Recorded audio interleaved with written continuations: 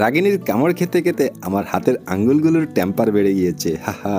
তবে আমি ওকে বিরক্ত করার জন্য আসিনি, দেখতে এসেছি ওর ডিম বাচ্চার কি অবস্থা। এভাবে চেক করতে হয়, না হয় সমস্যা হতে পারে। তো এখন দেখতে পাচ্ছি ও তো আকামটা ঘটিয়ে ফেলেছে, হাড়ির ভেতরটা স্যাঁতস্যাঁতে করে ফেলেছে। আর চোচা এলবি ওকে ঠিকমতো সাপোর্ট দিচ্ছে না। আমাকে এখন ব্যবস্থা নিতে হবে, না হলে ডিমগুলো ফুটবে না, আর যে বাচ্চাগুলো ফুটেছে সেগুলোরও ঠান্ডা লেগে যেতে পারে। তবে এই কাজটি করতে রাগিনীর কামড় খেতে হবে, রাগিনীকে এখান থেকে সরাতে হবে, না হলে এই কাজটি আমি করতে পারবো না। আমি ডিম আর বাচ্চাগুলোকে বের করে ফেলবো এবং এখানে খড়কুটো দিয়ে দিব। খড়কুটো বলতে আমি এখানে দিয়েছি কিছু কাঠের ছোবলা, আর নিয়েছি কিছু ওরা যে খাবারটা খায় তার ছোবলা। এটা দিয়ে মোটামুটি এটা জায়গাটাকে শুকিয়ে দিয়েছি। এখন আমি বাচ্চাগুলো এবং ডিমগুলোকে এখানে রেখে দিব।